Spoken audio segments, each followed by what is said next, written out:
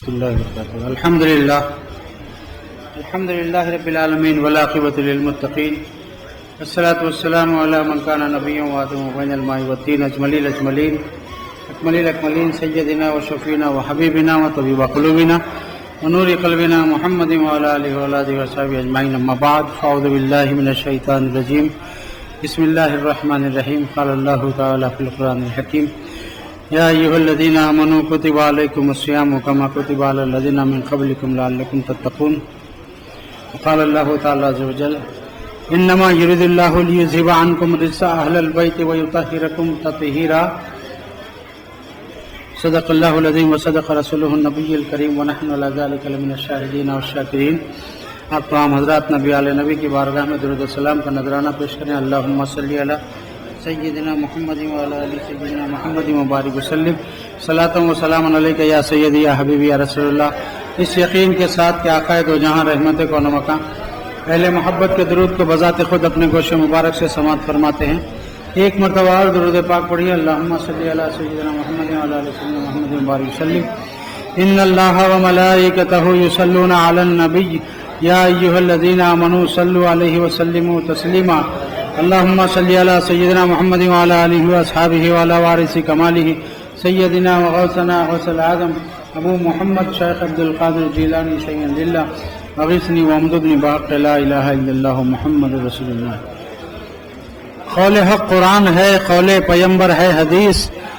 قول حق قرآن ہے، قول پیمبر ہے حدیث. اہل دل کے واسطے تقریر ہے دونوں کی ایک. اس نے پھیرا دل، انہوں نے دعوت اسلام دی. وہ خدا اور یہ نبی، تدبیر ہے دونوں کی ایک. شاہ مرداں شیر یزداں قوت پروردگار.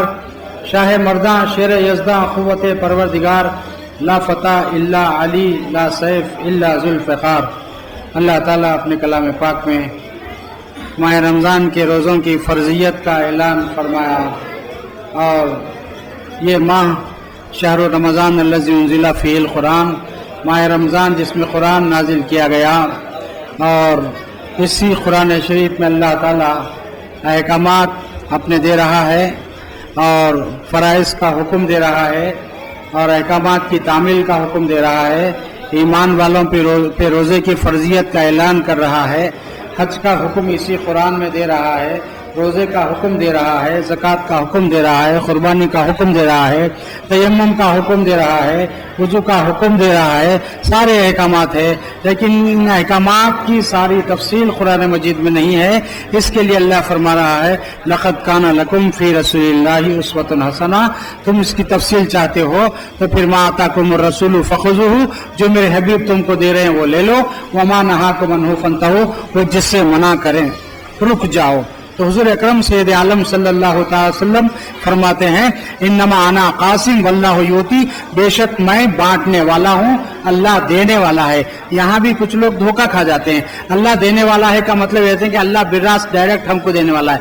ایسا نہیں ہے. اللہ دینے والا ہے، حضور فرما رہے ہیں، اس پر ہمارا ایمان ہے. میں بانٹنے والا ہوں، حضور فرما رہے ہیں، اس پر بھی ایمان ہے. لیکن اللہ دینے والا ہے تو امتیوں کو نہیں، اپنے حبیب کو، اور حبیب پاک اپنے دستے کرم سے ہم کو سرفراز فرمانے والے ہیں. اور پھر حضور فرماتے اللہ دینے والا ہے. کسے؟ حبیب پاک کو. فرماتا ہے اللہ تعالیٰ: انا اعطیناک الکوثر، اے حبیب پاک ہم نے آپ کو دیا، اتنا دیا، اتنا دیا. کثیر نے دیا، کثار نے دیا، اکثر نے دیا. کوثر دیا. کوثر جو زیادتی کے لیے جو لفظ پروردگار عالم کی بارگاہ میں اس کے علم میں ہے، اس سے زیادتی کے لیے اور کوئی ورڈ نہیں ہے عربی کے اندر. اتنا دیا، اتنا. اعطیناک الکوثر، بے شمار نعمتوں سے حبیب ہم نے آپ کو سرفراز فرمایا. اور خود حبیب پاک فرماتے ہیں: میں اگر چاہوں تو احد پہاڑ سونے کا ہو کر میرے ساتھ ساتھ چلنے لگے. پھر میرے آقا فرماتے ہیں: اللہ نے کنز ابیض وہ کنز احمر میرے ہاتھ میں دے دیے. یعنی سرخ اور سفید سونا چاندی جو ہے، خزانوں کی کنجیاں سرخ اور سفید کے اللہ نے میرے ہاتھ میں دے دی. حضور فرماتے ہیں. اور پھر حضور اکرم صلی اللہ علیہ وسلم سے جس نے جو مانگا وہ پایا. اور خود اللہ فرماتا ہے: اے حبیب ہم نے آپ کو خالی ہاتھ نہیں بھیجا.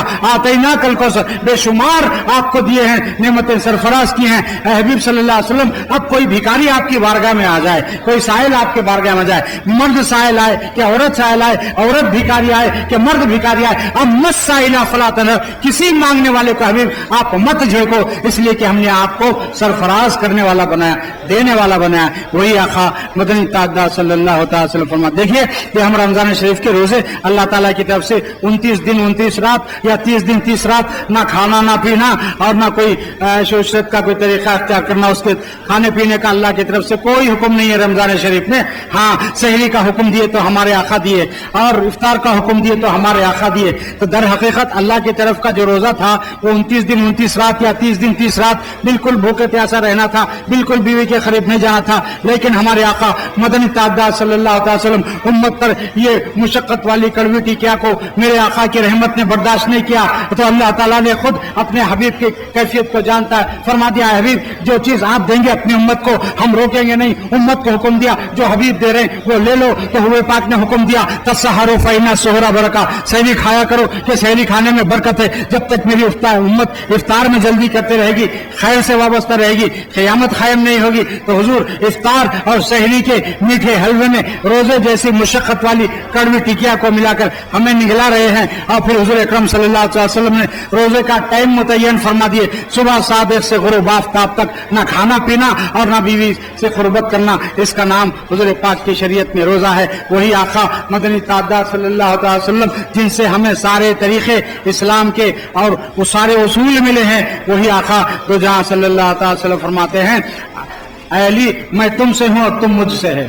وہی آقا فرماتے ہیں انا من الحسین و حسین منی، حسین مجھ سے ہیں میں حسین سے ہوں، اے علی تم مجھ سے ہیں میں تم سے ہوں۔ جب حضور پاک صلی اللہ علیہ وسلم نے صحابہ انصار میں مواخات کروائی، یعنی بھائی بھائی بنائے، سب کے جوڑیاں بنا دیے، ایک سے دوسرے کو ملا کر مہاجر انصار میں بھائی بھائی بنائے، اور ایک بچ گئے کون؟ مولا علی کرم اللہ وجہہ۔ آپ کی جوڑی میں کسی کو حضور نے نہیں اتارا تو آپ خاموش بیٹھے ہوئے افسردہ ہیں۔ حضور نے پوچھا علی خاموش کیوں ہیں؟ یا رسول اللہ آپ نے سب کا بھائی بنایا، مواخات کروائی، ایک کا ایک کو بھائی بنایا، انصار مجاہدین کو بھائی، مہاجرین کو بھائی بھائی بنایا، لیکن حضور میرا بھائی آپ نے کسی کو نہیں بنایا۔ تو حضور پاک فرماتے ہیں اے علی کیا وہ نسبت جو حضرت ہارون کو موسیٰ علیہ السلام کے ساتھ تھی کہ وہ ان کے بھائی تھے، ان سے اللہ نے ان کی کمر کو مضبوط کیا، تو پھر کیا وہ نسبت تم کو کافی نہیں کہ علی سب کی جوڑیاں بنا دو، تم میرے بھائی ہو صلی اللہ علیہ وآلہ وصحبہ وسلم۔ کئی شرف حاصل ہیں آپ کو، ایک تو حضور کے داماد بننے کا بھی شرف حاصل ہے، حضور کے خاندان کے ہونے کا شرف حاصل ہے،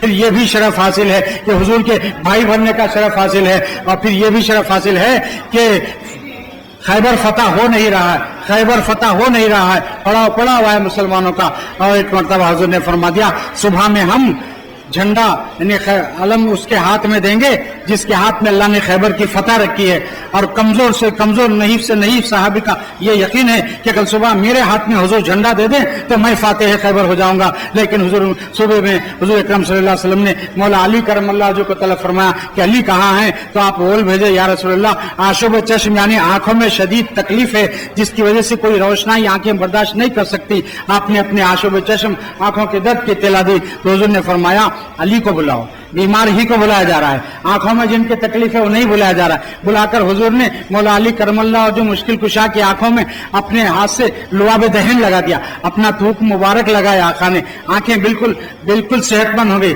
تندرست ہو گئی، اور حضور نے وہ جھنڈا خیبر کا آپ کے ہاتھ میں دے دیا۔ فاتح خیبر مولا علی کرم اللہ وجہ۔ ہمارے باریک بین علماء، ہمارے عارفین، ہمارے اولیاء کہتے ہیں کہ صحت مند سے صحت مند، تندرست سے تندرست صحابہ کرام تھے۔ ایک بیمار کو آشوب چشم والوں کو بلا کر اسے فتح خیبر کا جھنڈا ہاتھ میں دینے کی وجہ کیا تھی؟ تو حضور یہ بتا رہے ہیں، ہمارے عارفین اور علماء باریک بین اولیاء یہ بتاتے ہیں، اس لیے حضور نے حضرت مولا علی کو کرم اللہ طلب کیا کہ میرا لعاب دہن در حقیقت فاتح خیبر ہونے والا ہے، ذریعہ میرے مشکل کشا کی آنکھیں ہونے والی ہیں۔ حضرت علی کرم اللہ جی کی آنکھیں ذریعہ ہوئی حضور کے لعاب دہن کو لے جانے، تو اتنی طاقت آپ میں حضور کے لعاب دہن سے پیدا ہوئی کہ وہ خیبر کا دروازہ جس کو 40 تا 50 یا کئی نوجوان کھولا اور بند کیا کرتے تھے، حضرت علی کرم اللہ جی کے ہاتھ میں سپر جسے کہتے ہیں ڈھال کی طرح नाच रहा है दरवाजा, और आपने उस दरवाजे को अपनी पुष्ट पर डाला, उस पर से सहाबा खैबर के दर्रे को फतह करके फातेह खैबर हुए। एक दो नहीं, मेरे आका दो जहां सल्लल्लाहु अलैहि वसल्लम के साथ मारकों में आप जो है जंगों में मौजूद रहे, और जानिसारी से जो है आपने बचपन शरीफ हुजूर की सोहबत में गुजरा, और फिर आपके चौथे खलीफा हुए। मौला हमारे पिराने पीर, ये बात हमारे लिए जानना बेहद जरूरी है कि गौसुल आजम दस्तगीर रज़ी अल्लाह तआला अन्हु के दादा पीर जिनके नायब खलीफा हैं, वो गौसे पाक अपनी किताब में फरमाते हैं सबसे अफजल हुजूर के सहाबा में वो 313 सहाबा हैं जो जंग बदर में थे। फिर उसमें भी आप फरमाते हैं, मुख्तसर करते करते फरमाते 10 आशरा मुबशरा उन 313 में अफजल हैं जिनको हुजूर ने जन्नत की बशारत दी। फिर फरमाते हैं उसमें भी सबसे अफजल 4 खुलफाए राशिदीन हैं। फिर फरमाते हैं उसमें भी सबसे अफजल अबू बकर सिद्दीक रज़ियल्लाहु अन्हु है, फिर उमर फारूक रज़ियल्लाहु अन्हु है, फिर उस्मान गनी रज़ियल्लाहु अन्हु, फिर मौला अली करमल्लाहु वजहहु रज़ियल्लाहु तआला अन्हु है। तो गौसुल आजम दस्तगीर रज़ियल्लाहु तआला ने यहाँ तक अपने जो है कुतुब में तहरीर फरमा दिया, अपने लिटरेचर में, कि फरमाते हैं जो कोई मौला अली रज़ियल्लाहु को खुलफाए सलासा पर फजीलत दे वो राफजी है। आजकल हैदराबाद में ऐसा माहौल बन रहा है कि मौला अली करमल्लाहु वजहहु को खुलफाए सलासा पर फजीलत देने की कोशिश की जा रही है, और पिराने पीर ने खादरियों को पहले ही बता दिया कि खुलफाए सलासा यानी अबू बकर सिद्दीक रज़ियल्लाहु अन्हु, उमर फारूक रज़ियल्लाहु अन्हु, उस्मान गनी रज़ियल्लाहु अन्हु पर जो हजरत अली को फौकियत देता है, फजीलत देता है, पिराने पीर ने फैसला कर दिया कि वो राफजी है। हमको रिफ से बचना है, तफजीलियत से भी बचना है। वो मसलक जो इमाम आजम और गौसे आजम ने हमें दिया, उस मसलक पर अल्हम्दुलिल्लाह मेरे पीर भी हनफी, मेरे दादा पीर भी हनफी, हमारा सिलसिला और फिर जो पिराने पीर से मिल रहा है, और इधर हमारे अहमद कबीर रिफाई रज़ियल्लाहु अन्हु की औलाद पाक से आप हैं, तो मौला अली करमल्लाहु वजहहु की औलाद पाक से हज़रत सैयद अहमद कबीर रिफाई आपकी औलाद पाक से ये सिलसिला यहाँ तक आया कि सारी दुनिया फैज़याब हो रही है हुज़ूर पाक की आले पाक से। हज़रत अली करमल्लाहु वजहहु एक मरतबा आका ने फरमाया मैं अली में हिजरत में जा रहा हूँ, अबू बकर सिद्दीक रज़ियल्लाहु हुज़ूर के साथ हैं, और फरमाया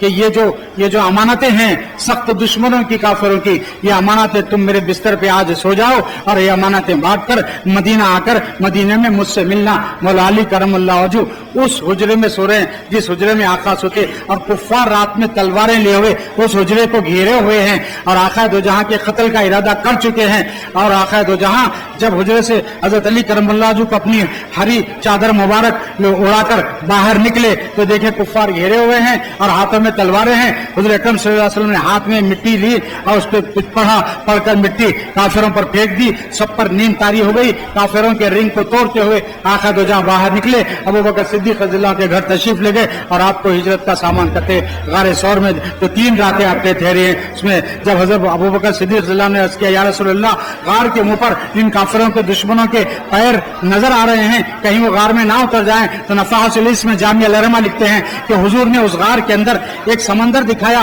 अबू बकर सिद्दीक रज़ियल्लाहु को, और समंदर में कश्ती किनारे खड़ी हुई है। अबू बकर गम ना करो, परेशान होने की जरूरत नहीं है, अगर कुफ्फार गार में उतरेंगे ये समंदर में कश्ती तैयार है, हम कश्ती में बैठेंगे, समंदर में सफर तय हो जाएगा। कहां से गार में समंदर आया, कहां से गार में कश्ती आई, यही हम दादा हुजूर और आपके खानदान बियाबानी के तसरुफात और करामात को आज तक नहीं समझ सके, तो हुजूर पाक सल्लल्लाहु अलैहि वसल्लम के मौजज़े को कहां समझ पाएंगे। हाँ, अगर हम अपना फायदा चाहते हैं, खबर में फायदा चाहते हैं, दुनिया में फायदा चाहते हैं, हशर में फायदा चाहते हैं, तो अपने सिलसिले से मजबूती से वाबस्ता रहें, तालीमात को अपनाएं। तो सैयदना अली करमल्लाहु वजहहु को हरी चादर मुबारक उड़ाकर हुजूर बाहर तशरीफ ले गए हिजरत में। और हजरत अली करमल्लाहु वजहहु जब पूछा गया कि हिजरत की शब आपकी कैसे गुजरी, तो मौला अली करमल्लाहु जो फरमाते हैं सारी रातें मेरी जाग कर इबादत में गुजरा करती थी। हिजरत की शब जितना आराम से मैं सोया, जिंदगी की किसी रात मुझे इतनी आराम की नींद नहीं आई। लोगों ने कहा दुश्मन तलवार ले लिए घेरे हुए हैं, क्या ऐसे में नींद, तो बोले हाँ, इसलिए नींद आराम से आ गई दुश्मनों के नरगे में कि मेरे आका ने फरमाया था ये अमानतें काफिरों की बांट कर मदीने में आकर मुझसे मिलना। जब तक ये अमानतें ये हुजूर के दुश्मनों की बांट कर देकर मैं मदीने तैयबा में जाकर आका दो जहां से नहीं मिलता, मुझे मौत कैसे आती। ये ईमान आका दो जहां की बातों पे मौला अली करमल्लाहु वजहहु का है। ये ईमान के सदक़े में हमारा ईमान अगर महफूज रखना है तो मौला अली करमल्लाहु वजहहु की सीरत तैयबा को हम देखें।